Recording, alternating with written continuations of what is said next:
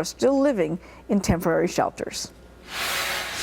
The U.S. Marshals say they have captured a fugitive charged with killing his parents and setting their home on fire. Authorities say they caught the 39-year-old suspect this morning outside Jacksonville, Florida. They've been looking for him since March of last year. That's when investigators found his parents' bodies inside their home in New Hampshire, which had been set on fire.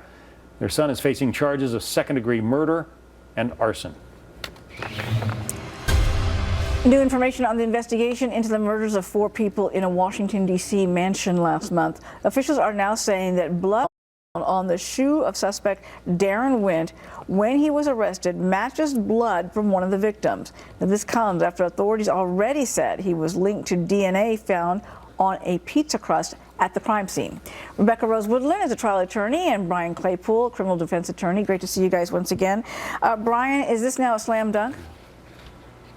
Well, Uma, initially I thought it might be a slam dunk because up until now, all you have is the grainy video of Mr. Wint outside the home. You have the DNA evidence allegedly on the pizza box, which can be attacked because, as we know, DNA evidence is not 100% foolproof, and it is not a foolproof scientific method. But here's the issue. If you have now blood that matches one of the victims on Wint's shoe, that puts him actually at the scene of the crime inside the house, and that would be potentially devastating for him. But one more point I wanted to make was I thought this through, though. I'm a little bit befuddled, though, because how can law enforcement and forensic technicians get blood samples from the deceased victims if the house was burned to the ground and their bodies were burned recognition? So I'm a little bit suspicious of how they got this blood from the victims to match it to the blood on Wint's shoes. So there could be a reliability issue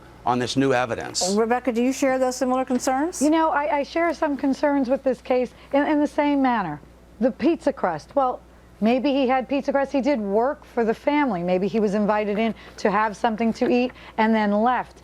The connection with being at the house and committing a quadruple homicide is thus far from what we know, very, very faulty. Not saying that there isn't a lot more evidence we don't know, but just having been there, having some pizza, even blood on a shoe, doesn't necessarily mean he committed homicide. He could have committed assault, left the house, and then someone else, they think he had co-conspirators, someone else came in the house and did kill these people. We don't know yet. So I think to jump to conclusions as to whether this was a man who solely operated and killed 4 people and then set the house on fire is a lot based on what we have now. Because all you need really is reasonable doubt, right, Brian?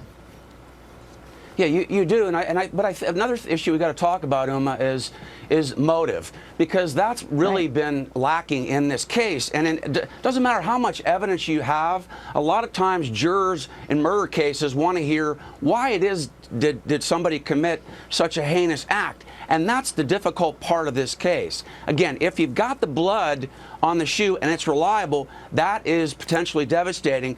But this guy Wint, he worked 10 years ago for the deceased. And I think what the law enforcement needs to do here is look more closely back to see whether there might have been any disgruntled customers of the deceased.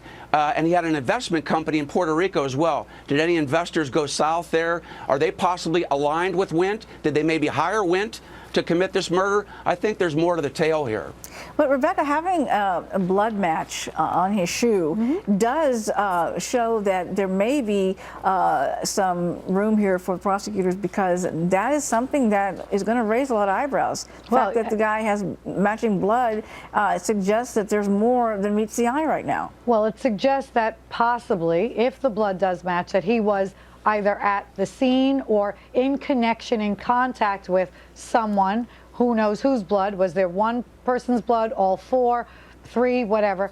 He was in contact with them, and they were probably having been assaulted, but again, not proved. So you have to have the connection. And again, as Brian did say, the motive. What is the motive here? Now, there's an understanding that there was a tremendous amount of cash in the house. Whether or not that's true, we don't know yet. Was this a robbery gone bad? How many other people did he act in concert with, or was he alone? I mean, there are so many questions here. It's hard to say yet that he'll be convicted of a quadruple homicide, but things are not looking good for him either.